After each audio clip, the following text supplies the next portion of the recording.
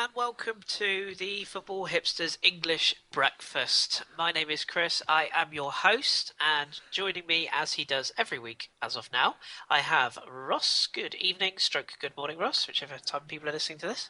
Hello, hello. And making his triumphant return, it's Fat Man Poop. Evening, Danny. All right. What? Had a good day, sir? Laying in bed, doing nothing? Yeah, it's been wonderful. Got up, had an argument with the offspring. She Good. went over to her mother's, house to myself, rock and roll. Fantastic. And of course, we get you on this pod because you watch all the games all day. Yeah, So of I do course. watch the highlights, and sometimes Yes. I watch them. You have caught up, in fairness. You have caught up. So I watched Match of the Day last night. well done, you. I know. Right. Right. Well, people don't want to tune in to hear us prattling along, so What if let's they get did? straight to it. We're going to start in reverse order this week because there has been it's been a pretty super Sunday all in all. Two top of the table clashes and one absolute hiding handed out. So Ross, let's start with the battle of the top four, or whatever Sky have decided to call it this week. We saw Arsenal Leicester in the early game and Manchester City Spurs in the afternoon game. Let's start with Arsenal. This was a game that really I think Arsenal had to win. Leicester probably could afford to lose, although I would have guessed, been looking to get out of this with at least a point, if not all three. A real topsy-turvy game. What did you make of it? I have to admit I missed the first half, so I can't really comment on that. But from what I saw of the second half, it seemed to me like Arsenal should have won that all day long. They left it a bit late, to say the very least, but it looked like an Arsenal win from as soon as the ball rolled off the centre half, as far as I could see in the second half. So yeah, I thought it was realistically speaking, it was quite comfortable. It probably wasn't comfortable to watch if you're an Arsenal fan, but it seemed inevitable that you'd get at least one. And then as soon as Arsenal got one, it was just a matter of time before the second one. So I thought, until you seemed to be able to miss every single chance that came towards you. But well back at the last minute, it's a huge result. It changes the complexion of the top four massively. So fantastic result, and I have to admit, I was celebrating just as hard for that goal as I would have been if it was a Southampton goal. That's what we like to hear. We will convert you. We will get you in the end. Danny, the first half then, having seen or having caught up on this, the Jamie Vardy penalty incident, I think it's fair to say that he certainly encouraged the contact, shall we say, with Nacho Monreal. Harsh penalty in your eyes? Yeah, if that had been the other way around, as an Arsenal fan, I'd have been shouting penalty. But you've got to feel for poor old Nacho because Vardy did get all like boa constrictor around his leg. Monreal went sliding in to get the ball, missed the ball, and then Vardy tripped over his heel. So he kind of kicked his heel and then fell over and then wrapped himself around him and clung on for dear life like he was just stuck on the Titanic and he could see icebergs. Yeah, unlucky, but these things happen.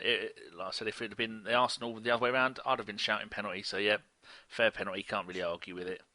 Fair enough. I personally did argue, but That's what you do. That's what I do. I'm not a fan of players inventing contact, is what I'm going to call it. Where I'm a bit old school. I think if a player goes for a ball and misses it and takes out a player, that's a pen. If an offensive player runs into a defensive player, I'm not keen. Like the second penalty attempt. Yes, and I personally, again, don't think that was a pen either. Nope, definitely not. Although I have seen them given, so it's a bit of a tough one. Ross, obviously, Arsenal got back into the game. Theo Walcott sort of doing what he can do when he doesn't have time to think. All Arsenal fans are laughing at that. Oh, it's so true. It's so true. As an ex-Saint, I'll get your opinion on another ex-Saint in a minute, but as an ex-Saint, is that the sort of Theo that you remember, the one that just sort of doesn't think about something and just puts it away in that position? The Theo that I always used to know was just a sharpshooter, and that's what that goal was as far as I could see it. It was just a instinctive, right, here we go, best chance to score kind of moment for Walcott. For me, when he was at Southampton, he was always just straight through the middle, get past as many people as you could, and then just hit it hard and low. And I don't think it was that low, but it was certainly hard against who was it in goal? Schmeichel. Yeah. Didn't really have a chance to stop that one. So yeah, I mean, it's the kind of thing that Arsenal fans, I assume, can only assume anyway, have been begging for from Walcott, just to pop up and just drill it sometimes, because that's what he's good at. If he can just get past people and just hit it straight. It was a big moment for Walcott, it sounds, because Arsenal fans have been quite critical of him since his goals dried up a couple of months ago. So that could be a big moment for him. Absolutely, yeah. And if you come on as a sub, you need to influence the game, and he certainly did that. Speaking of influencing the game, sticking with you, what did you make of, particularly if you saw the second half, Alex Oxlade-Chamberlain, another player that you know quite a lot about. Now, he was moved into a central area after Francis Coquelin was substituted off for Walcott's introduction. I thought he was really very, very good in that central area with Aaron Ramsey. Do you think that's the sort of the beginnings of the player that we all think he could be if he was played centrally? I'd have to say yes, because I think I said on our WhatsApp group that he looked really, really natural to me in there. That's actually the first time I've seen him play central. I'm not sure if I've ever mentioned it on this pod before, but when the kids come through at the Southampton Academy, they don't just get taught one position; they get taught at least two, and the two that Oxlade-Chamberlain was taught was wing and centre midfield. But when he came through at Southampton, he was never centre midfield because we had good centre midfielders at the time. And frankly, because he was so quick and tricky, he was just better placed as a winger. I have to say, though, as soon as he went into the middle, he just seemed to be really, really calm. It looked like he knew what he was doing. He could really spray the ball around. He had a really good distribution, better distribution than I've ever seen him, actually. Some of the passes he was laying out in the second half were really, really classy. I didn't think he had that in him. So if that's where they're going to move him, and personally, just from seeing him in that 45 minutes, I think that's definitely something that should be considered, especially when Santi Cazorla moves on, which I imagine he'll be doing, even if he's just going to retire in a couple of years' time. Oxlade-Chamberlain seems prime position for that role, in my opinion, at least from what I saw in that second half. But still a long way to go. He's only 18. Yeah, he's got, as you say, he's got the sort of the length of time ahead of him to improve. And I have to say, I thought Chambers was absolutely very, very good today, very, very good. But Danny, let's also have a little bit of love for Danny Welbeck, who made his first appearance in an Arsenal shirt for, I think it's something like 200 odd days or something ridiculous, years. like 10 months, and it was a game that was crying out for a flashpoint for a hero, and up popped Danny Welbeck. It was some header though, wasn't it? He has now officially the best minutes to goal ratio in the Premier League history, which was lovely to see. The last time he scored a goal for Arsenal was that infamous goal at Old Trafford in the FA Cup. We beat them 2-1. Indeed. That was the 9th of March 2015. And I'm not just reading that. Lovely to see him do it. Even if we were 7-0 up and he did that, that would just be as important to him and Arsenal fans and football in general, because for a player to come back, he's had such bad luck with injuries, and he played for an hour for the reserves last week, and then to come back and do that was absolutely brilliant. It's lovely to see a player that you like and has had a hard time of it come back and do that, and such an important goal. Just like the Man United goal, when he scored against Man United, that was such an important goal as well. So it's just it's hard to believe as an Arsenal fan that we've got 12 games in the league to go. All of the Arsenal players are back fit, other than Jack Wilshere. All of the players are starting to get into some kind of form. Meanwhile, everyone else is falling around them. So it's Leicester, Spurs, and Arsenal top three. But where those top three will finish, there's only 2 points between them. Nobody knows. But Man City falling apart because of what they did to the manager. Man United doing the same. Southampton making a push, a kind of form that I reckon could maybe get them 4th place. They're only 7 points behind City.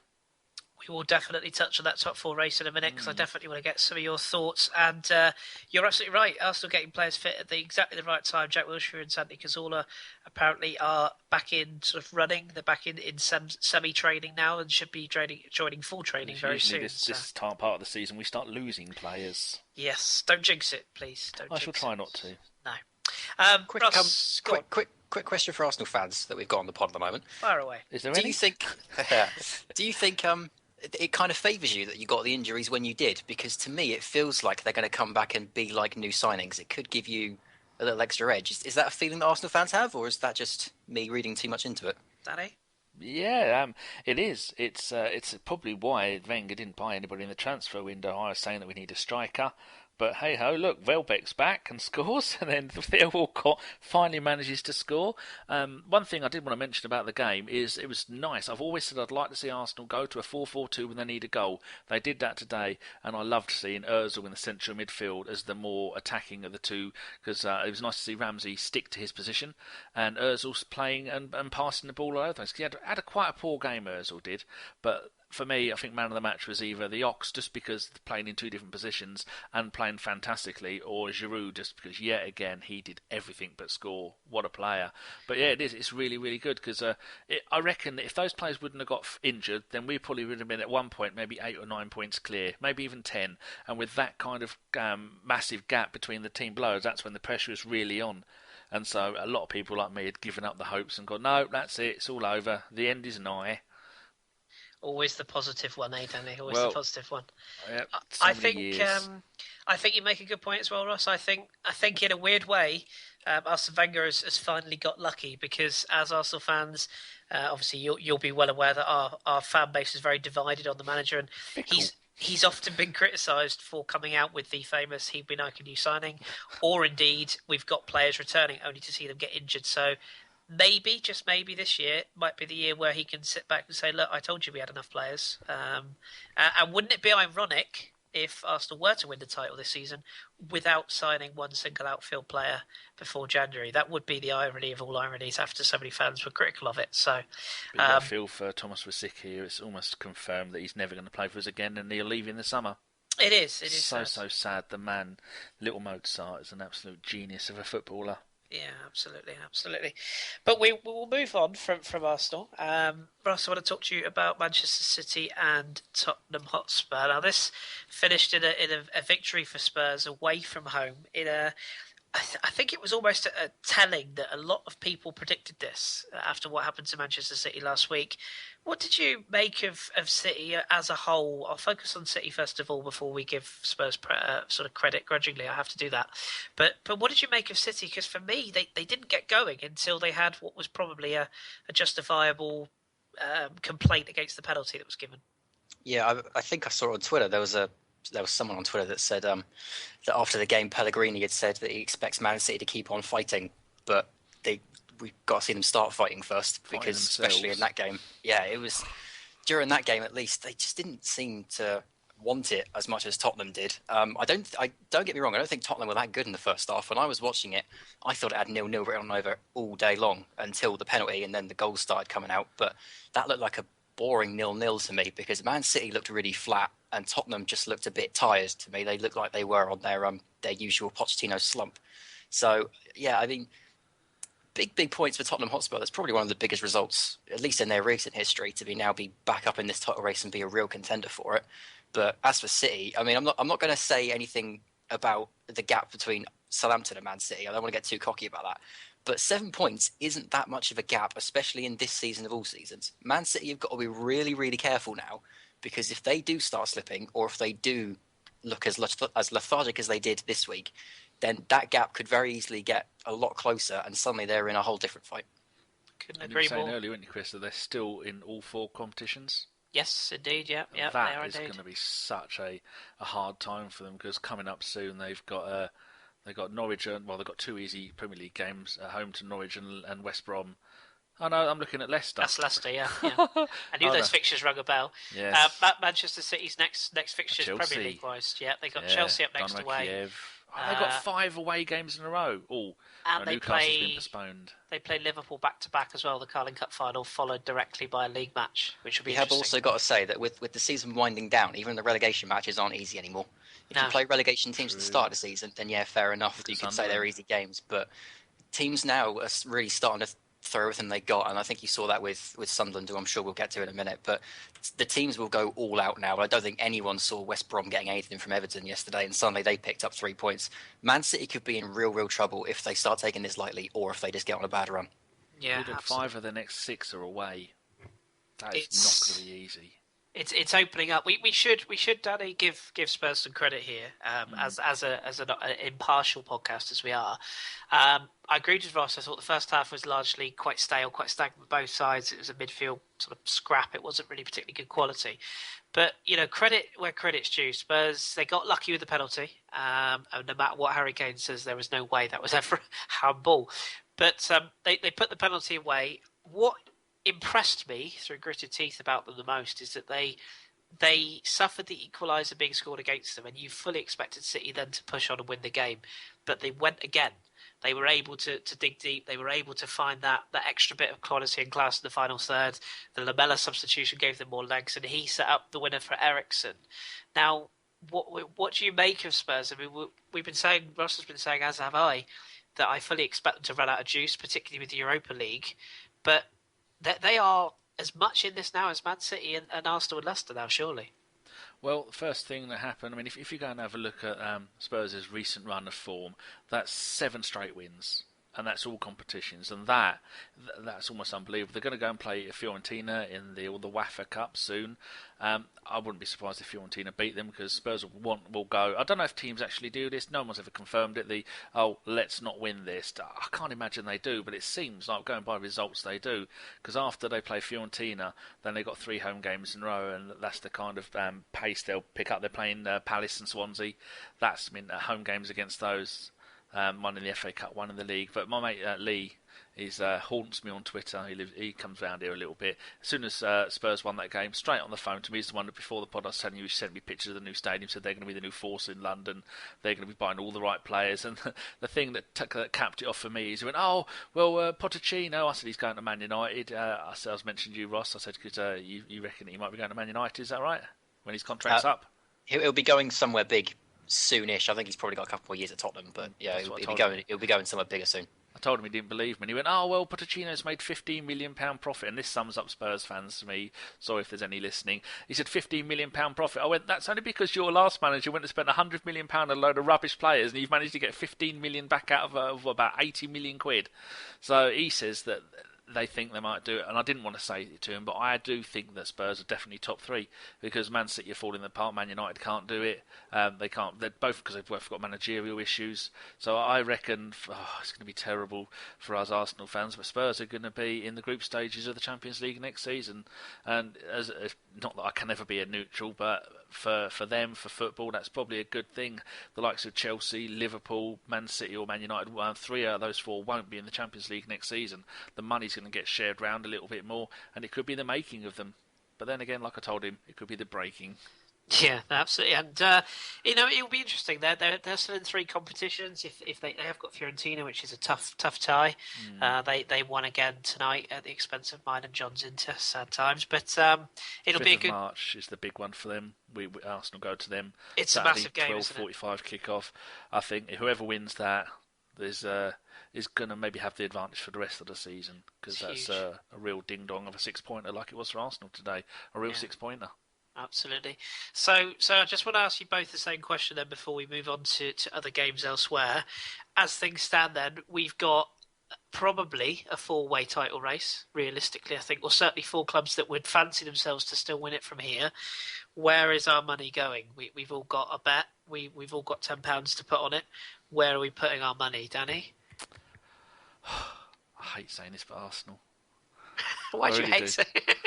It's like this why I'm bottom of the predictions league, because I never predict that Arsenal are going to win. So I'm only bottom. I'm only not bottom because Dom keeps predicting injuries, not results. But he got a point. He got a point by saying Cos got injured. He did. He's absolutely right. And Kate has had 8 points out of 10 in the last 2 games. Kate knows.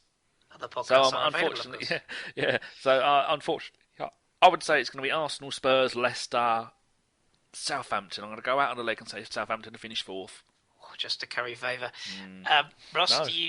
Do you go with Danny? I mean, Arsenal have been installed tonight as the bookies' favourites. Do you go along with that? Doesn't it? Indeed.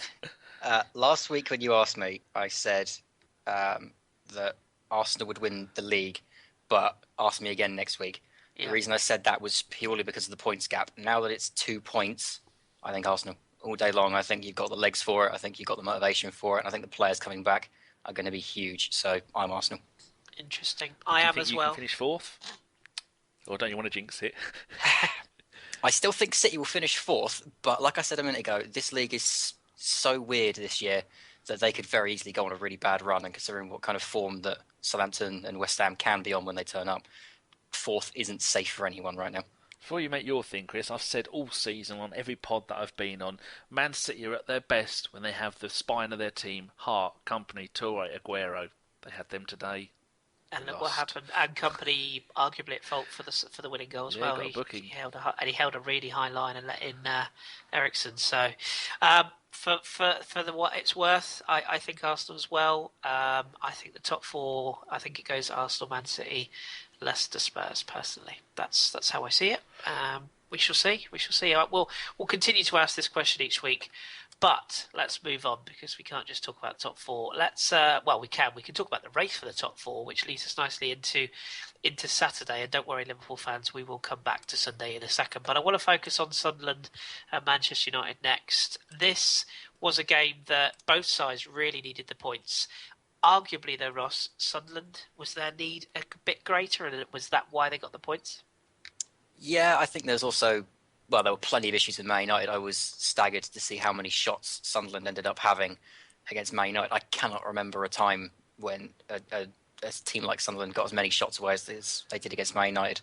I can't think of the number off the top of my head, but I remember seeing it on Match of the Day and being stunned by it. It was surprising to see Sunderland do as well as they did against Man United. It really shouldn't surprise me because it's just the way this season is, and especially the way Man United have been so far.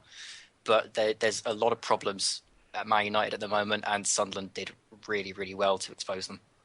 Yeah, they did. They really did. And Danny, the two goals, I have a feeling Lamine Kones will be taken off him. However, Yeah, he was going in anyway. Yeah, I mean, two players from that terrible league, the French league, where there's no decent players. Wabi Kazri, He's who a decent he player. he really does. I think he's had more creativity in 2 weeks of Sunderland than they've had half the season. Is it 2 goals and 2 assists in 2 games? A 3 goal games? a goal and 2 assists. Yeah. So I mean that's. But what do you make of them? They have spent big. They brought in, I say, Kone and Kazri amongst others. Do you you said, I think it's 2 weeks ago, you said that you expect Allardyce to keep them up. Yeah. What does this do for Sunderland's belief as much as anything else? Did you know it's Sunderland's first ever win over Man United in the Premier League? I didn't know that. Unbelievable, Jeff. It was to the tune of the Addams family. It was the De Gea show family. Hold on, that made sense when I thought about it, and now it doesn't. David De Gea show. No, it's not David, is it? Is it David?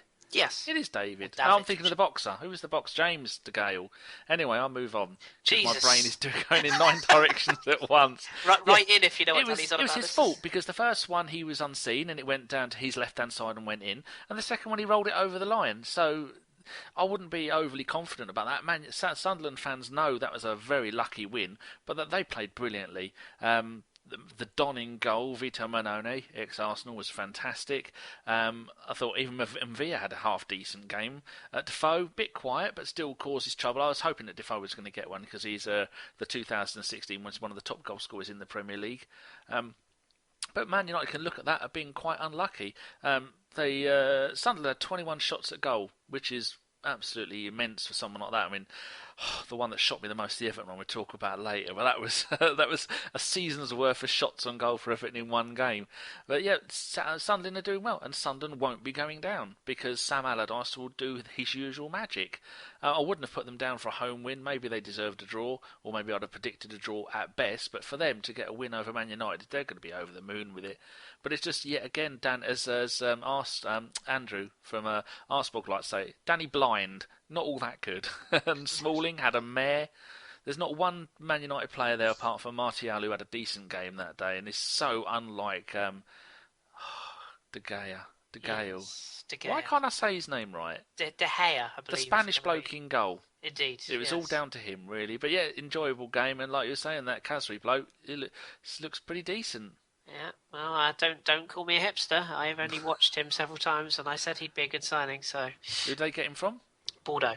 Ah, yeah, good little player. Good little player. Work rate as well. It's always good did in he a cost player. much?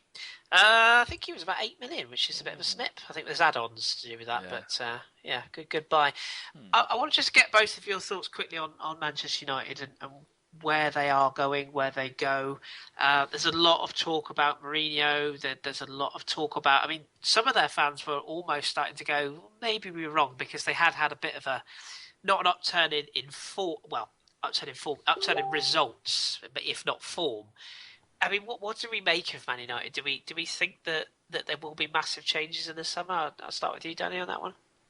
He's definitely. If they're not going to keep De Gea, oh, they're not going to keep. What's his name? I forgot the manager's name. Van Gaal. Louis van Gaal. Louis van Gaal. Yeah, they're not going to keep him, are they? I saw a stat that David Moyes at the same point of number, I think it's 26 games played, and he had one more point and a better goal difference than Van Gaal has. That says a lot for it, doesn't it? I think they're struggling to play for the manager. The fans do not like the way they're playing football. It's very un-Man United-ish. I mean, it's not that long ago. It's only about 8 or 9 games ago that in 8 games they'd lost 4 and drawn 4. They're not too far away from that as it is at the moment. They're now 2 games without winning. Then they're off to in the WAFA Cup, which they will be out of sooner rather than later. They got Midtjylland, I think that's from Norway or Denmark. It's one of those two. And then they're away at Shrewsbury Town in the FA Cup. And then they got a nice run of home games with one against Arsenal, which is going to be another really tough game because no matter how down they are, they always bring themselves back up for that game. So it must be a really frustrating season because you look at the core of that team, some of the players you've got, I'm not going to list them all, we all know who they are, they've spent an absolute fortune there. That team should be performing much better than what they are, and I think it's a case of the Jose at Chelsea syndrome where they just don't play for the manager or they don't enjoy playing. And if they replaced Van Gaal now, I reckon they'd have a decent run in for the end of the season, but he's on such a massive wage. He's got the rest of this season and all of next season, and then he plans to retire, but I don't think he'll be there in the summer. They can't afford to, the amount of money they owe, the amount of money they need to make, and some very unhappy players there. Yeah, it's all changed, methinks. So Ross, what do you think? I mean, the Mourinho thing. I mean, is that really going to sort things out? The United fans are crying out for youth, for the United way, etc. I mean, Mourinho's not going to bring that, is he? No, Mourinho is a temporary fix. What they need is someone like Pochettino who's going to be there and create a new dynasty. The issue is that post-Ferguson, they were always going to be doing something like this. There was just no way around it as far as I was concerned. As for Van Gaal, I normally like to stay on the fence with these kinds of things and try and stay impartial and look at both sides. But as far as I'm concerned, this thing with Van Gaal is beyond a joke at this point, because if it was any other manager, he would have been gone by now. Any other manager, there would have been planes flying over with banners telling him to go. And it does make me feel bad for Moyes, because if he'd stayed, then I'm not saying they would have won the league, but I'm saying they would have been in a better position. Football. Yeah, at the very least, they would have been more entertaining to watch. And I don't get it. I don't get why Van Gaal's still there. All I can assume is that either it's the cost or they've just invested so much money into that team that they've just said, no, please stay, because otherwise it's an absolute joke. And I think they will get rid of him in the summer, or he may retire because I think he's fed up of the English media, if nothing else. Mourinho is likely to come in because of Pep, and they'll give him a good challenge for a couple of years. But as soon as Mourinho's had enough, which is usually after 3 years, they'll bring someone in and they'll have to try again, because Mourinho is only temporary. Yeah, it's a real mess for a club that had so much success for so many years. It really is quite a pickle that they're in right now. That would be fair to say. Has he been there 1.5 seasons or 2.5 seasons now? 1.5. 1.5, yeah. All right, because I'm just looking at the spend. In 2014, it was 234 million euros, because it doesn't say it in pounds, and under him, it's about 140 million euros. So that's so much. I think he's got to be on about £5 or £6 million a year, hasn't he? And the amount of players he's got rid of 92 million euros worth of players as well. I mean, there could be some leeway in that because these sites are never 100% accurate because of the exchange rate, and they just make some of it up. But things like Martial for 50 million, Schneidlin for 35. I mean, Shaw cost an absolute fortune, and he's not paid back hardly any of that, has he? Not yet. I mean, in fairness, the injury has curtailed him. I think he will be a good fullback, but the money they're paying, they are overpaying for players. But I wouldn't be surprised if they give Giggs the job for next season, and then I think Pochettino's contract with Spurs will end at the end of next season, and like Ross was saying, he might move there or somewhere. I think the big problem with Man United is if you think about the Moyes era, the only stats I ever heard Man United fans quoting were how many crosses Moyes was putting into the box, and it was like 20 plus crosses a game, and it was resulting in hardly any corners. The stat that I think I've heard most of all under Van Gaal is the amount of shots other teams have had against them. And that's why I'm stunned by this Sunderland one. I can't remember if it was 21 or 24 you said, Danny, but the sheer amount of shots Sunderland had against them on the weekend, for a side that was, 18th, 19th in the league, I've never heard of Man United conceding that many shots in a game to anyone, except for possibly Madrid or Barca. But it's just staggering how badly they're doing, and yet it just seems to be that because Van Gaal's Van Gaal, he gets away with it. If it was any other manager at any other club, he would have been gone by now. And it just winds me up that Van Gaal's getting a free pass when someone like David Moyes, who I'm not saying is the best manager in the world, but I personally think is a better manager or a better man manager than Van Gaal was proven to be for Man United so far, got booed out of the building. I find it really, really strange. Yeah, I'm agreeing with both of you there, and obviously any Man United fans that do listen in, let us know your thoughts because you would know far better than we would. Speaking of teams that have lots of shots, that brings us to Everton. Danny, you might have some stats to hand here, but they absolutely battered West Brom. But West Brom got the goal. I believe it was Rondon that got the goal, and they sat in and they did what Tony Pulis does best. They parked the proverbial bus. They had no intent of attacking whatsoever. Even some of their own fans are not happy. You know, it's very anti-football, but it works. Unfortunately, and they got the points. What do you make, firstly, of Everton? So inconsistent right now. They've had there was an odd stat that John Stones hasn't played in the last few games, not this one included. Did he play in this one? No, he didn't. And they had one of their best defensive runs of the season, but stats-wise, 33 shots, and they had how many on target? 6 on target, 12 off target, and shots blocked 15. It was the curse of the player coming to the Emirates with Foster. It was just blocking absolutely everything. There's nothing they could do, and the first half was just utterly amazing that they were managing to save that many shots, and every single thing they were doing, it hit the. I don't know if it's got a thing here. If it says hit the post, no, it only shows one that Barkley hit it, but I think they hit the post about 3 or 4 times. Then he was diving this way, diving that way. It was at one point it actually hit 2 defenders on the line and bounced back out again. Then one of the defenders to the left of I keep going to say Forster, to the left of Foster, had the ball. The defender was going so he did a quick 360 and passed it to his mate, and even then Everton couldn't score, and it was just unbelievable. I mean, Olsen had a fantastic game where he's a half decent defender, but you would have thought that if they're going to go away to Everton, and Everton are on a decent run of form, but there was factors come into my brain that they told me. Out of all the top 5 leagues in Europe, Everton, there's only one team that have conceded more goals at home than Everton. Do you know who they are? They play in green. English team? No. I just found a chewing gum in my trousers. Great. No, you've lost me. Playing green. Is that a clue? Or? Sassuolo, really? Yes. Yeah, I was going to say. It's not a chewing gum, exactly. It's a bit of sellotape. Great. Well, there we go. I can tell you that... yeah, that was on Match of the Day. Nothing to do with me. Ross Barkley did indeed hit the post in that game as well.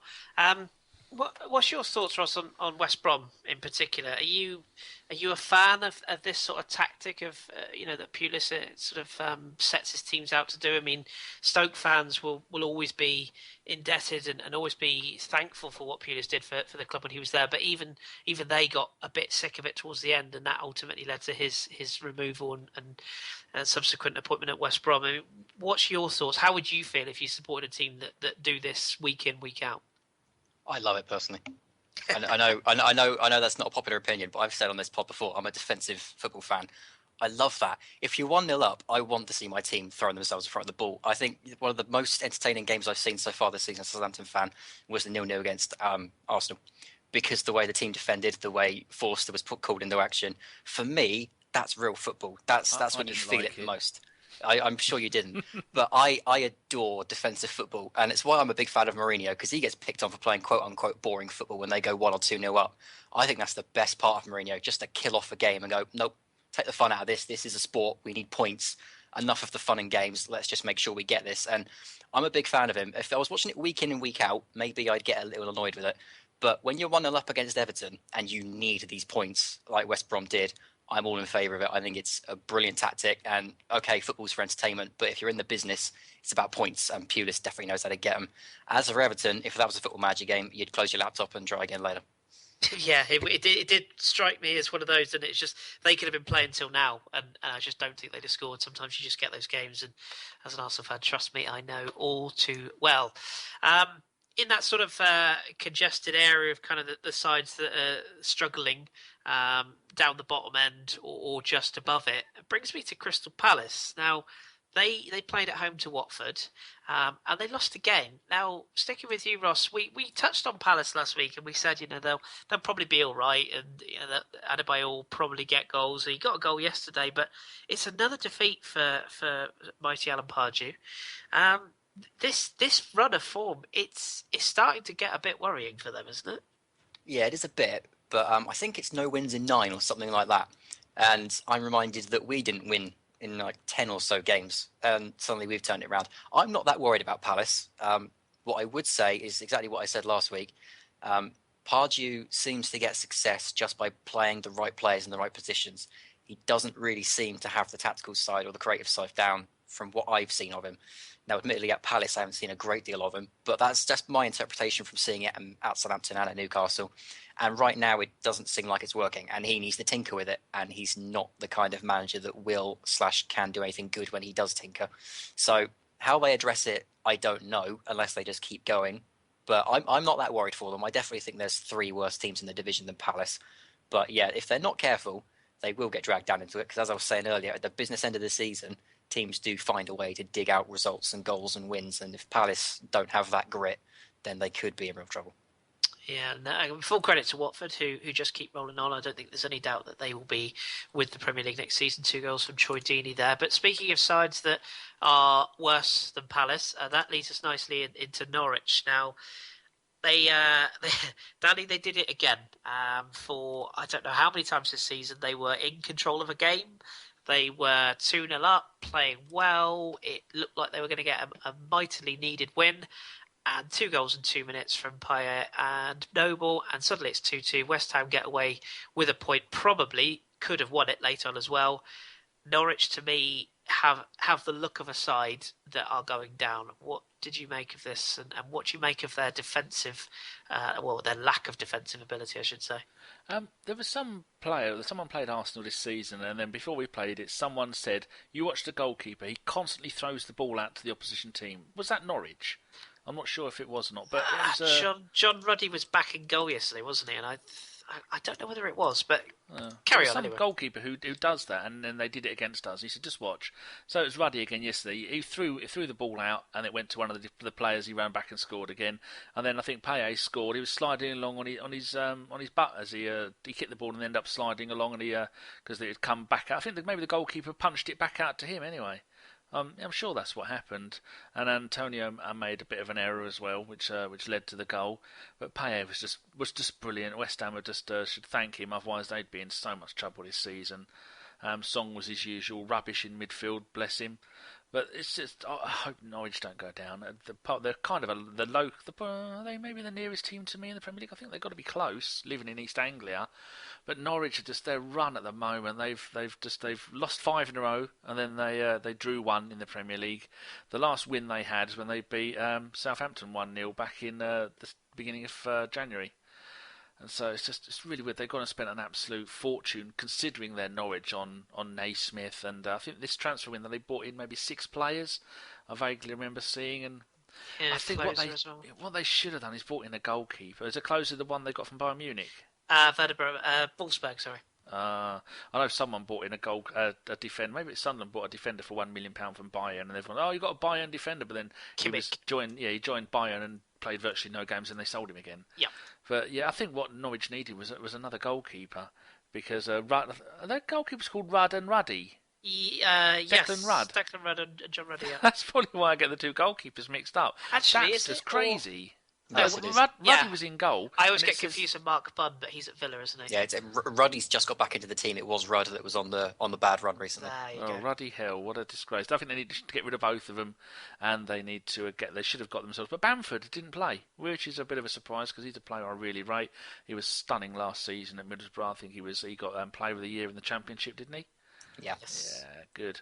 Yeah, they've got some decent players, and I just hope they don't go sacking Alex Neil straight away, because that's what Norwich tend to do. They get promoted, they do really well, they start the season off well, and they go, oh no, we've collapsed at the end of the season. I don't want Norwich to go down. There's so many other teams like West Brom that play rubbish football that deserve to go down. It's going to be Villa and 2 other teams to go down. I hope it isn't Norwich, but they were unlucky yesterday, and West Ham have got to be thinking they should have lost that 2-0.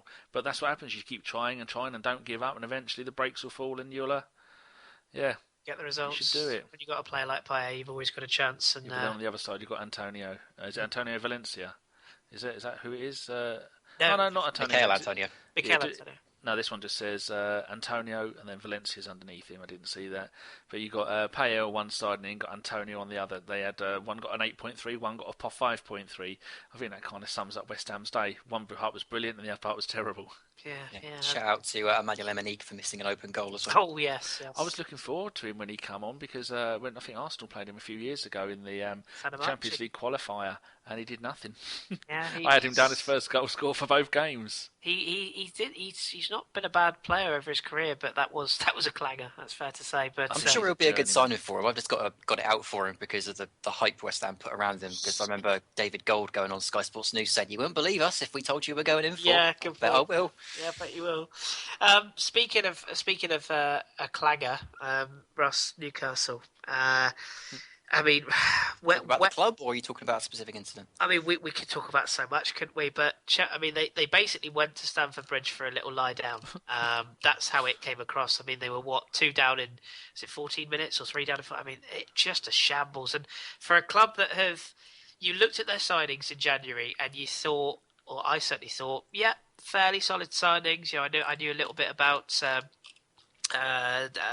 Christ, I forgot his name. Shelby? No, French lad. Wijnaldum, Mitrovic. No, the guy from Bordeaux whose name Save. Henri Save. Thank you for saving me there. Save, but yeah, I knew a bit about him. Shelby looks sort of a fairly solid signing. Andros Townsend, although largely overrated, you thought English core should give him something. And you chuck in Wijnaldum and Tiote into that, who on their day are also brilliant players, and Mitrovic, who likes to punch. And then they do what they did yesterday. I mean, Ross, what do you think it's going to be one of those leagues where so many bad sides fight over who's worse? Because Newcastle are just so bad away from home. Yeah, but I think I mentioned this the other week. Why didn't they get anyone at the back? Why didn't they do anything at the back line? The only decent defender I think they've got off the top of my head is Jan Matt. I don't rate any of their other centre backs or full backs off the top of my head. It seems like they went all out for attack and thought, all right, as long as we can outscore people, we'll be all right. But that was the problem against Chelsea yesterday, is the back line was awful again, and the front line just didn't get a chance to do anything. I mean, the amount of mistakes that led to chances and goals in that back line yesterday was horrific. And I just don't. I personally don't see how they're going to get out of this or get enough points, unless there's just going to be 3 clubs that are just going to be worse than like you said, that just can't get over the top of them and are just worse than them, or perhaps it'll end up being goal difference or something. But I mean, yesterday exemplified everything that's been bad with Newcastle so far this year. The only plus side was a nice goal from Townsend. Yeah, it wasn't really their fault though, was it? When Fabregas had probably one of the best games of the season, and when you've got Fabregas, Pedro, Willian, and Costa all working together. That was if any team would have gone there yesterday, I think they'd have had a hell of a time playing against those 4, because Fabregas was pinging balls in from the halfway line over to people. Costa was playing like he's worried about the incoming Pato. William was just absolutely brilliant, looking for a £900 million move to China, and Pedro finally doing something, getting a couple of goals. It's just brilliant. They have injury issues, of course, ahead of their PSG. Terry, yeah. Terry's they've got one fit centre back, I think. Yeah, it looks like Ivanovic is going to play with. Good luck. With who's it? Ivanovic and Cahill. There you go. Yeah. But you have to give him a piggyback. Ivanovic is so old and slow. Quick plug actually for the week. The Satchel will return with all the JW. European action. Myself and Mr. Welsh will be back on late Thursday night, early Friday morning. So do tune in. But yeah, I mean, credit to Chelsea. They clicked, and I think it's hitting. So they had 1 Premier League defeat in all the time he's managed there. It's quite a record. Yeah, it is. Does anyone else get the Fernando Torres vibe from Hazard? Yes, massively. What was that? That miss yesterday was ridiculous. It really was, and he looks a player that is desperate to be anywhere but there. To me, he really does. And there's a meme that goes around on Twitter, which is "no penalty, no party." Absolutely, absolutely sums up Hazard. How he missed that yesterday. I mean, it's just the touch. It's the touch. Goal last all season he would have bumped straight in. I think he's primed for a Real Madrid raid in the summer. That's the thing I don't get is why would Madrid even want him on the basis of this season? He's been awful. on the basis of Agreed. last season. They like Yeah, a name though, don't they? That's the thing with Real I Madrid. just find that really strange. I would, if I was Real Madrid, I'd just go, no, give him another year. Make sure that he can actually do it again, because this is awful from Hazard. I don't know where he's gone, but his form's just dropped so dramatically. It's like I said, that touch yesterday. Last season, he would have flicked that over his head and just tapped it in. This season, off the back of his heel, off the post, whatever it was awful. Yeah, it's we'll give sort of the window for Real Madrid and Atletico Madrid indeed in the summer. That will be across that, because that will be quite the revolving door of talent, I suspect, with their transfer bans on the way. But yeah, it'd be interesting to see that. And Newcastle certainly seem in a bit of a pickle. We will finish before we go to our questions in a second, and our League One, League Two roundup. But we will finish with another team that's in a real pickle. I should say at this point as well, in the interest of time, I'm going to skip through Stoke winning away at Bournemouth. Shaqiri was brilliant. Indeed, 3-1, a goal in his debut from Bula as well. I will give Ross just quickly a chance to talk about Southampton, because they did win away at Swansea by a goal to 0. Ross, do you think this is? I mean, how high can Southampton finish? It's a good result. You got away. Swansea on the up after their recent form. It's a good 3 points for you guys. They seem to be back on track. Yeah, the game was absolutely awful. Not really many saves. The only two I can think of off the top of my head were both for Fabianski. I don't think Forster actually had to dive for anything again this week. Yeah, it's another great result. I know Danny's already tipped us for top 4. I'm not on that bandwagon just yet, but I certainly feel like the position that we're going to finish in the league now is more about the teams around us rather than us, because we seem really comfortable with clean sheets at the moment. We will obviously lose a couple of games here and there. That's how football goes. But with Forster back in goal, with the back line looking a lot more comfortable with each other, I think our position in the league is more reliant on how Man United do in the next couple of weeks, how City do in the next couple of weeks, Liverpool, West Ham. If they start waking up, then maybe we'll be in a bit of a fight. But no, for me, realistically, after that run over Christmas, it's the main thing is we've hit 40 points, and now it's just a case of looking up and seeing who we can catch. Yeah. 16 out of 18 points, though. Yeah. Can't argue with that, can you? No, it's a good run, absolutely. Big 100%. games coming up. The only tough game you've got coming up is home to Chelsea, and then you've got away at Bournemouth, you've got home to Sunderland, then you're away at Stoke. So I reckon you could win all of those. If you win 3 out of those 4, you'd be doing well. The only thing I would add to that, as Arsenal fans yourselves, is that we have Tottenham second to last game of the season, which I'd like to think could. I think A, that could be a really good game, but B, considering how tight the title race is at the moment, that could also be a real bananas game for Tottenham. Yeah, it could be tough. We will obviously we'll have you every week, so we'll keep posted on how the form goes. But just wrapping up the Premier League, then we have to touch on Sunday, bringing it full circle to Aston Villa. God bless them. And we had I really want to get your take on this, Ross, because you've talked at length about Villa before. They played at home to Liverpool today. It got absolutely spanked 6-0. We've had Jolien Lescott tweet a picture of a very expensive Range Rover, was it, or something? £121,000. No. We've had Jolien Lescott's backside accidentally. Oh, of course, yes. It wasn't him. Yeah. It was his backside tweeting it. But what I wanted to get your take on, a lot of their fans are pointing now and saying, look, we've brought in 2 new board members in January. We've restructured the backroom staff. We've got a manager who was crying out for signings. We've bought nobody. We've shown no intent to strengthen the squad. We've not even shown any intent to, maybe, as you said previously in pods, get players in ready for next season if the inevitable is going to happen. I mean, what is going on at Villa? And if you're a Villa fan and you've paid money for that, and you've turned out, there was a fan that tweeted that he's travelled from Australia to a 25-hour trip to watch this today. I mean, how are you feeling if you're a Villa fan watching that today? I think it's a case of if you don't laugh, you cry. If there is anything going on at Aston Villa, I don't know what it is, because you don't see any evidence or proof of it. I don't know. I mean, for a little while there seemed to be on a little bit of a rebound. We were picking up, well, not we, but they were picking up points. It seemed like they were going to start challenging for 17th, and they might just be able to make it out alive. But 6 goals against Liverpool, especially the Liverpool of today, where they're so flip-floppity.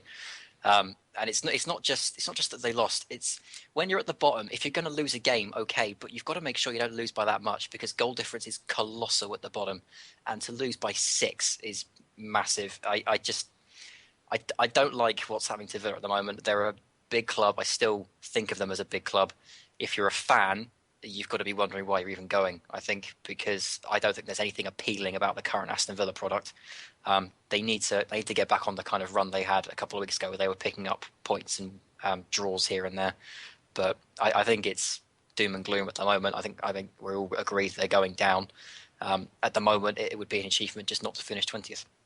Yeah, agreed. And Danny knows I'm a big fan of Remy Gard, and the longer this goes, the more I think that he might go back on his word to stick around no matter what. I mean, I think there's professional pride at stake now when he sees what his players have done today. I mean, when some of the players, as in the Lescott incident, clearly just don't care. I think it's tough. I think it's really, really tough for a manager. Oh, go on. I was just going to say, Chris, just out of interest, do you think Remy Gard's stock is dropping as well, or do you think that he'll be looked on favourably for this because it is tough circumstances? It's a really, really hard one. I mean, the parallel you could look at is, I mean, if you look at someone like when Gary Neville was appointed Valencia manager, everyone said, "Oh, this is a pundit who's telling everybody what to do, and he's never been a manager; he'll get found out." And then you look at Remy Gard, who came in at Lyon to sort of do a bit of a kind of a hold the fort job while all his best players are sold underneath him. And I think the parallels in a weird kind of way are quite similar, because Gary Neville gets a pass because he's going into a club that were kind of a bit all over the shop, and he's probably made them worse. Whereas I think Remy Gard has come into a very similar club of sort of stature and whatnot, and has kind of done the job that is. I think he's improved some of their players. I think he's improved how they play football, but I think ultimately there's too many players at Villa that are just simply not good enough or don't want to be there. And I look at, ironically, a lot of the foreign lads I don't think are to blame. You look at the likes of an Alan Hutton, a Micah Richards, obviously a Lescott, Gabby Agbonlahor. There's so many players there that are stale, that are going through the motions. And I think that they think that they will just get signed by another Premier League club. I don't think any of them will. And to answer your question directly, I worry for Remy Gard because he's taken a leap of faith. He wanted to manage in the Premier League. I wonder if maybe the Newcastle job was the one he should have taken. And I wonder now when he goes to bed at night, does he think, oh, what have I done here? I think he'll work in France again. I think there'll be a lot of French teams that will still look at what he did at Lyon and think, yeah, we'll have him back. But you know, a big club like obviously Arsenal, when they change their manager, are they going to look at Gard now? I don't think so. No. Yeah, but if he's cheap, we'll have him, Danny. You know this. But no, I feel for Gard, and it must be very hard for him because he must seriously sit there tonight and think, you know what, shall I just get out? Because would you, turning the question back to you, Ross, would you blame him if he walked out and went, I'm just going to save my professional pride here? But and do you? I don't even think the Villa fans would blame him. Do you?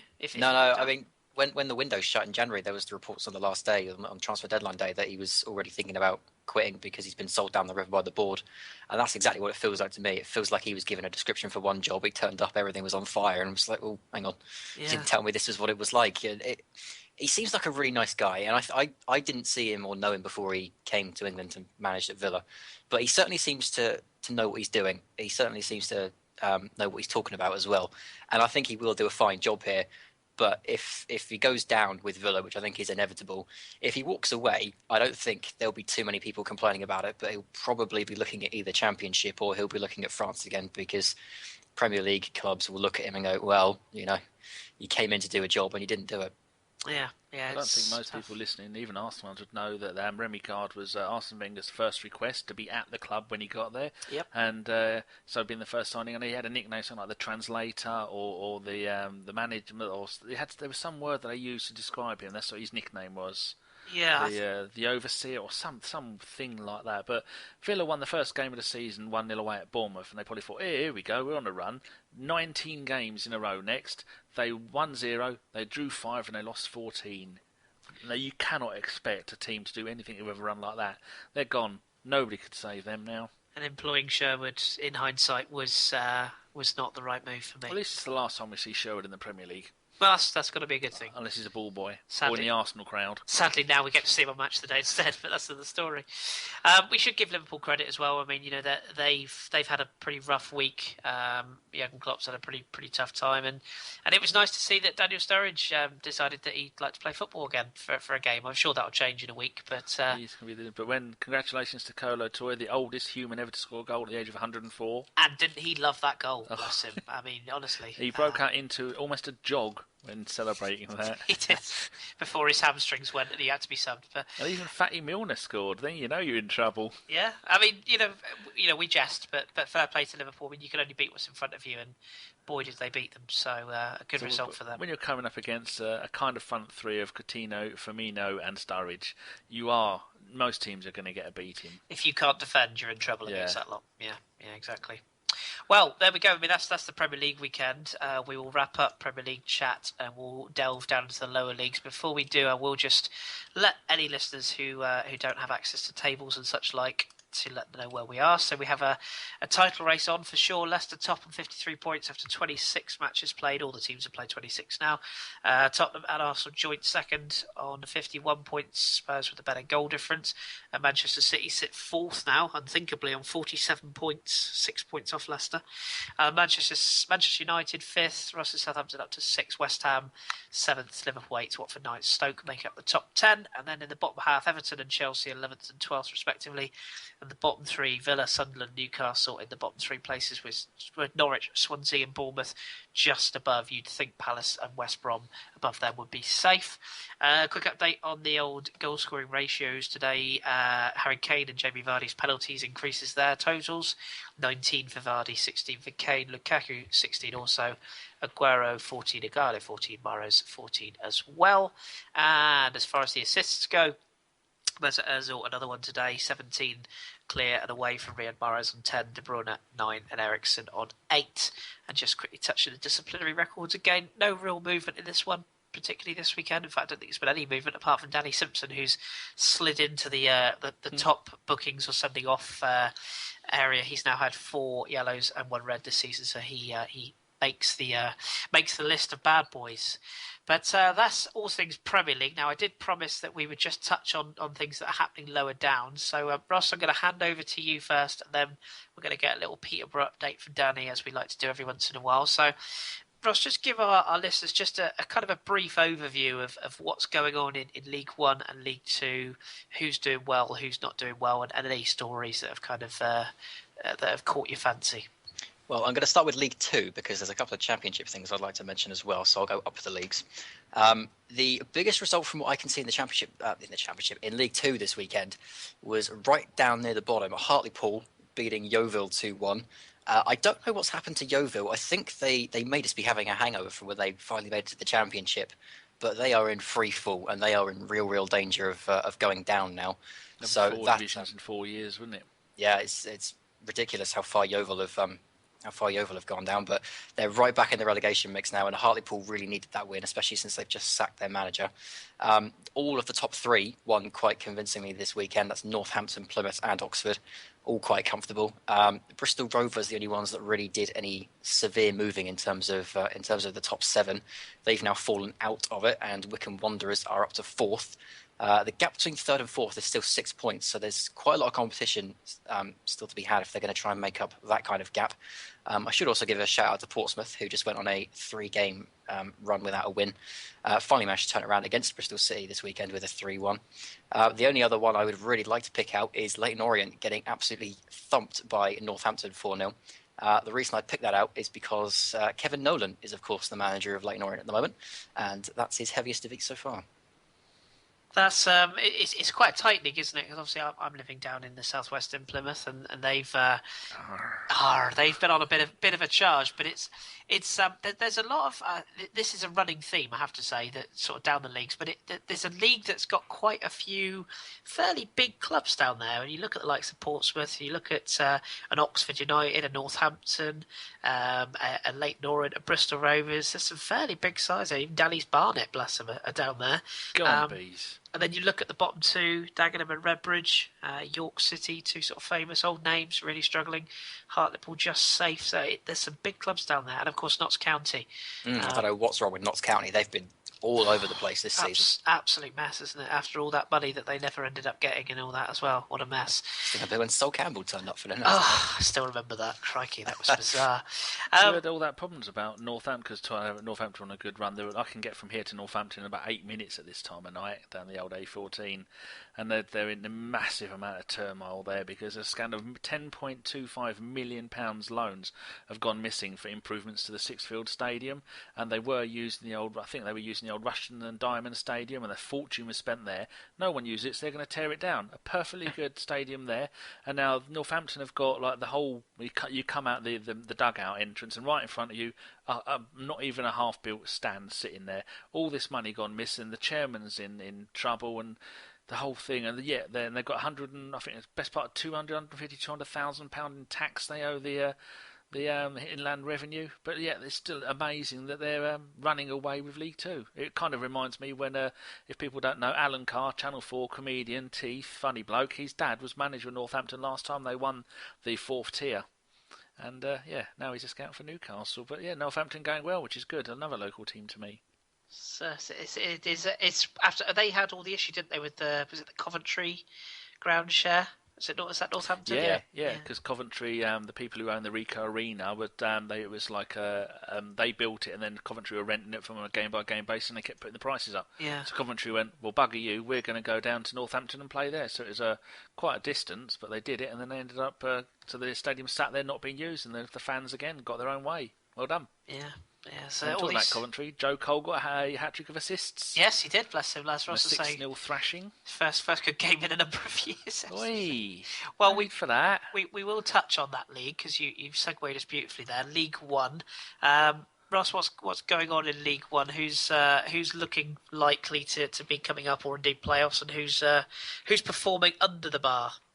Well, I think the one everyone that knows anything about League One knows is coming up is Burton. They've been fantastic all season. They got another good win on the weekend against Chesterfield, which is not an easy game in that division, or not normally anyway. I know they're at 21st, but every time I seem to see their results, they seem to be giving everyone a good game.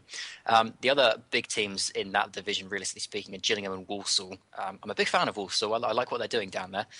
They haven't played this weekend, I don't think, or at least they have a game in hand over Gillingham, who won 2-1 against Barnsley, who I personally think are sleeping giants in that division. They could very easily rocket up that league if they get a good run of games under their belts. Sheffield United, I believe, also won this weekend. Let me see. Yes, Doncaster Rovers. That's it's a big 3 points for them, because I know Darren Ferguson's doing apparently what's being called an okay job or a good job at Doncaster Rovers. They haven't won in their last 5, so I personally would question that. But I'm hearing good things about Darren Ferguson's reign there. As for clubs that are not performing, I don't know. I mean, you might have to say Bury, because Bury were right at the top of the division at the start of the season, but they've fallen down it quick. I mean, realistically speaking, in League One, the big story is the teams that are overperforming, because Blackpool obviously went down last season and no one gave them a hope. They're up in 18th now. They're 3 points out of the relegation zone. And Swindon, of course, who replaced their manager with their chairman and then replaced him with another manager, all the way up in 14th now. So some very big sides in that one as well. There's a lot of sleeping giants in Division 1 and 2 these days. A lot of teams that I hope come back up quite quickly. Yeah, you're looking down the list, as you say, Sheffield United, Southend, Millwall, Coventry, Wigan, Gillingham, down the bottom, as you say, Blackpool, Swindon, Rochdale, Barnsley. There's so many big sides there. But Oldham, second bottom, incredible. Danny, what about Peterborough? After the Lord Mayor's show a bit yesterday, wasn't it? Oh, ever since they beat Preston 2-0 in the FA Cup in beginning of the year, they've completely fallen apart. They've won 1 game in 7. There's 3 games they've not scored in. They got spanked 4-0. They were at home to Bradford City, and Bradford aren't exactly on the greatest run. They're actually below them in the table. And I think it's taken so much out of them having the 2 games against West Brom, because they tried their hardest. 2-2 the first game at West Brom. Then they were leading with, I think it was Taylor scored the goal, and then West Brom managed to, with Fletcher scored a Vanderbar goal. have just shot it in from quite a way out, and then they lost on penalties because a silly idiot who took the last penalty for Peterborough thought he was playing FIFA. Thought, I know what, I'll walk up slowly, have a little wiggle, have a little woggle. It looked like who was the wrestler who used to walk in the ring and then give it all a swagger. Oh crikey! Yeah, there's the throwback. Oh no, that was it. It was the Bubba Ray and the other one where they go to do their move. They do the little strutter, don't they? And then they drop on them. Dudley's. One of them. Yeah, I think it maybe. I don't know. I'm watching the wrestling now anyway, so that's what's put me off. And he walked up and he gave a little strutter and he missed it. It was one of the most pathetic penalties I have ever seen. The bloke needs a slap. Apart from his stupid hair for his kid and play tribute act, it was ridiculous. So, I mean, they're away at Millwall now. Where are Millwall in that league? Oh, Millwall are sick. They're probably going to get beaten there. Then they're at home to Oldham. Then at home to Swindon. Where are Oldham? Oldham second 23rd. Yeah. Oh, we'll beat Oldham. That's good, but still 54 goals. That's the third most number of goals in the league. And considering we've only scored 2 or 3 goals in the last few league games, that's brilliant. In fact, we scored once in the last 3 League One games, so you can't really expect much when you have such a poor start to the season. They had loads of games where they weren't winning, but yeah, they've got a load. I think they've got 6 players. They bought 4, got a couple or 2 or 3 in on loan. So next season is the ones to look for. But knowing our luck, Peterborough make it into the playoffs, get to the final, get promoted again, and then they lose every single game next season in the Championship. Which is what happened last time. Think happy thoughts, Danny. Think happy thoughts. It doesn't matter who I support. I'm always very negative. I've never noticed. But that'll sort of do us for our trip around England. We've covered a lot tonight. Actually, it's been a very, very busy week of a weekend of football, so there's a lot to cover. But I think we've done ourselves very well. We will, however, just nip through a couple of questions, and we've had quite a few.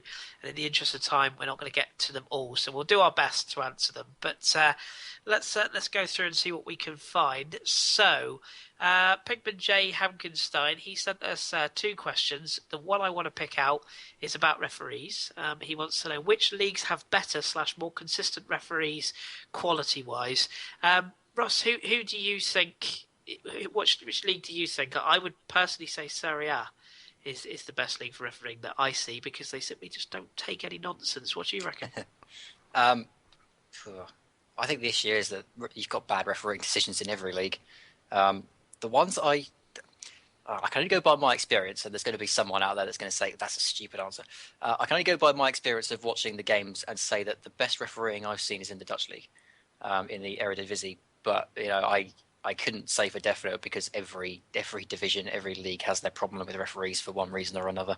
Yeah, they are at the forefront, aren't they, the Dutch league, of trying new things and looking to improve things. That's not a bad shout, that. I think they are talking about being the first to experiment with the thing that is our next question. And Danny, I just want a one-word answer from you on this one. You didn't ask me about refereeing, so that's the one thing I don't moan about. Well, there you go. I'm going to ask you this one. Just a one-word answer. Checkaholic. Is it time video officials are introduced into the Premier League? Absolutely not. One-word answer. Brilliant. No. You're saying no. Okay. I'm with you. I think it will happen, but I'm not sure it will be a good thing. Be interesting to see how that works. Okay, another one. Another Czech fan at Czechy Nando's lad. Should the teams that finish in the top 4 not be allowed to compete in next season's League Cup? I'm going to give you that one, Ross. What do you reckon? That's an interesting theory. I can't say I'm on board with that personally, because I don't like the idea of being punished for success. If you finish in the top 4, then you don't get the League Cup. I think that's a strange way of doing it. But at the same time, if you are a team in the top 4, do you really care about the League Cup? You're going to be more interested in the FA Cup, the League, and whichever European competition you made it into. So, yeah, it's an interesting one. As a fan of a club that has never made it into the top 4, I think that's a strange suggestion. But I would only imagine that if you are a fan of a team that ends up in the top 4, you're not really that fussed about the League Cup, so I'm sure you could give that up for Lent if you really had to. It'd be very interesting to see if Man City beat Liverpool and it turns out to be the only trophy they win. It'd be interesting to see what their fans think of that, whether they deem that a success or not. Right. I suspect they won't. Doesn't become tin pot if you win it, does it? No, very, very true. And as a club that just was happy to win back-to-back FA Cups, I can confirm that the cup competitions are alive and well. Another question. In fact, we'll end on this question, Danny, from you, and it's from A1 at Odds First. Do you think the top four is over now for Man United? That's quite the statement. But what do you reckon, Danny? Well, where are they? They're in 5th place, and they are 6 points behind Man City, who have dropped. But the more important thing is they're going to get caught by Southampton, possibly West Ham. The players not playing for them. They've scored 33 goals in 26 games. Terrible. They're going to continue to lose games. So yeah, they are not going to finish top four. I wouldn't be surprised if they end up finishing about 7th or 8th. They had a small run where they put Rooney up front and Martial out wide, and that seems to be working for them. That isn't working at the moment. So they don't think like the manager. The fans don't like the football. Doomed, that tells you.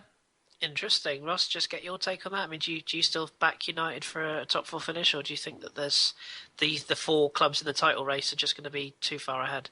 Yeah, I think the top four is going to be the top four. In a different order, don't get me wrong, but I think the teams in the top four are probably going to stay there. I said earlier about Man City, if they get on a bad run, there will be teams that can catch them. But I think Man United have really got to be careful now, looking over their shoulder, because the teams just below them are the teams that normally beat them this season. So they've got to be careful. I don't think the top four was ever realistic for Man United. I know at the start of the season they were winning games by 1-0 and suddenly everyone was saying, oh, they're going to be in the title race. But I never saw it. There was never anything creative in them. And defensively, they just haven't been good enough since day one. So, no, I don't think top four is realistic for them. But they've got to be careful now because, as Moyes was warning Louis van Gaal, if you don't get any form of Europe, then you're going to be lynched at Man United. So I think Europa has got to be their real concern at the moment. Yeah. All the hangman. And just imagine if City continue their form and we end up with both Manchester clubs outside the top four. I think you get quite long odds, but imagine that, crikey! Imagine Pep walking into Man City with Europa League football. That would be quite the come down, wouldn't it? Yeah, I was going to say, would that be a real challenge for Pep if Man City didn't make top four? Probably have to consider it the biggest challenge he's had so far, wouldn't you? Yeah, I would agree. I think with the money that City have got, I think the problem is that he's going to attract players of such a high level that he's basically going to set it off. Look, come and join me. You're only going to be in this competition one season, and we'll be back. So almost what Man United did last summer, where they said we'll only be out for one season, and now look where they are. So, I think City's money and the pull of Guardiola will be enough to get them these big signings that they're going to probably need in the summer. But finishing outside the top four, whilst it won't hit them in the pocket, I think it probably will affect maybe the calibre of signings they can attract if Pep can't get them in early. Certainly if it becomes a bidding war between them and Champions League clubs. So one to watch, definitely one to watch. Well, there we go. We'll wrap it up there then, gentlemen. As I say, we've covered a lot tonight. Just a couple of quick plugs before we get out of here. The podcast, as usual, will return tomorrow, hopefully when you listen to this, or, well, put it this way, Tuesday, usually around about tea time, UK time, it drops. So we will have the regular pod. Myself, John, Tom, and Drew will be breaking down the action in France, Germany, Spain, and Italy. And lots has been going on, including that massive tie between Napoli and Juventus. So find out what we thought of that, or what John thinks of that. As usual, Hipsters' Choice. If you've got any questions, get them in early. And, of course, Team of the Week. We'll also touch on Portugal this week, because there was a rather large fixture in Portugal on Friday night. And then just a couple of other quick things. Tom's interview with John Driscoll, the Spanish Sky Sports La Liga commentator over here in the UK. That is now up on our YouTube and iTunes feed. Do check that out. It's a very good interview. My interview, along with John, with Mina Rizuki, will be available from Thursday. That was a really, really insightful chat with Mina, about an hour and 10 minutes worth of real insight into all things Italian and other leagues. So that's well worth a listen. And the final plug, as we said before, the Satchel will return on Thursday. Myself and John will be going over the Champions League and Europa League games in the week, and stay tuned. Will be blogs. Drew's Hall of Fame blog goes off on Friday, and all that lovely goodness. There's plenty coming up, plenty to look forward to. Ross, you'll be back with me again next Sunday. Yes, sir. Danny, you will be Did you back. call him Raj? No, I said Ross. Wash your ears out, man. For goodness sake. Sorry. Danny, you'll no doubt be back either next week or the following week, depending on your busy schedule. Whenever I'm required. Yes, and obviously if we can find the pennies down the back of the sofa to put in you to wake you up. So we'll do our best. But thank you very much for your time, gentlemen. It's been a pleasure as always. Thank you very much. Thank you all. And as usual, we do pods, we do vlogs, we do blogs, we do all sorts. We are the Vlog football pod. hipsters, indeed. So So lollipops. oh, we do all sorts, Danny. You want it, we'll give it to you. But as usual, keep your beard strong and your glasses trendy. We have been the football hipsters, and we will speak to you on the next pod.